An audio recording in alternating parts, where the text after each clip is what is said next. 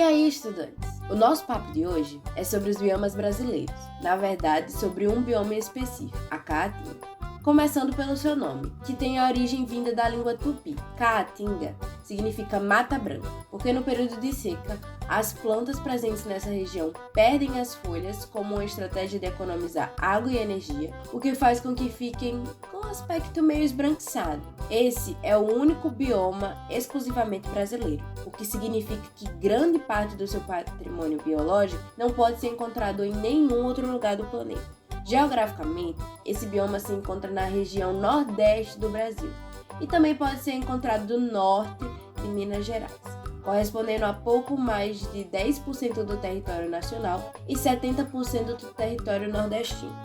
Falar sobre a origem da Caatinga é um assunto extremamente delicado, por conta da falta de estudo sobre sua história. Mas bem, vamos lá. Grande parte da biodiversidade nordestina é resquício do Mesozoico, há pelo menos 65 milhões de anos atrás. Os cactos, o marco histórico desse bioma, são de grande importância na paisagem da Caatinga, cuja sua dispersão ocorreu vinda dos Andes há milhões de anos, por meio das aves dispersoras. Essas plantas se espalharam por toda a América até chegarem na Caatinga e fixarem suas raízes por aqui, trazendo um novo mundo para a diversidade do nosso Brasil. Por estar localizado na região Nordeste, já sabemos que o clima não é dos mais amenos. Segundo o Embrapa, esse bioma de clima semiárido apresenta média anual de temperatura em torno de 26 a 27 graus Celsius e nos meses mais secos do ano, a temperatura do solo pode chegar a 60 graus Celsius. Além desse clima rigoroso, a área de Caatinga apresenta umidade relativa baixa, com valores próximos a 50% e ventos fortes e secos, condições essas determinantes para a aridez da paisagem. Mesmo com essas condições, ao contrário do que se pensa, a Caatinga é um local com uma vegetação bem adaptada e rica em espécies, possuindo a maior biodiversidade entre os climas semiáridos. Quanto ao tipo de vegetação, são as plantas xerófilas que dominam a paisagem por conta de sua incrível adaptação para sobreviver em habitats secos e com pouca quantidade de água. Há também a ocorrência de muitas plantas que possuem espinhos e usam eles como proteção contra a herbivoria e também como forma de evitar a perda de água. Os famosos cactos são os protagonistas dessa vegetação e mestres quando o assunto é espinhos. Mas e quanto à sua fauna? A fauna da Caatinga apresenta espécies endêmicas, isto é, que só ocorrem nessa região, como é o caso do tatu-bola, mascote da Copa de 2014. Os anfíbios dessa região costumam se enterrar nos períodos de estiagem, já que são animais, assim como os répteis, ectotérmicos, ou seja, não possuem regulação de temperatura interna e dependem do ambiente externo para regular sua temperatura. Falando de répteis, a Caatinga abriga o jacaré de papo amarelo, um réptil bem famoso aqui no Brasil. Existem também diversas espécies de aves endêmicas, que se veem cada vez mais ameaçadas, entre elas a ararinha azul. E se você pensou no protagonista do filme Rio, o Blue, você acertou.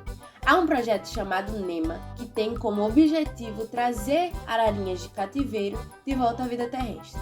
Existem também diversos mamíferos no ambiente da Caatinga, como a onça-pintada, onça-parda, a jaguatirica e o mocó. O preocupante é que, mesmo sendo rico em biodiversidade, o bioma é bem pouco conservado. De acordo com a Flora do Brasil, das 4.963 espécies de plantas, apenas 827 espécies têm seus estados de conservação conhecidos, e dessas 30,1% encontram-se sob alguma categoria de ameaça de extinção.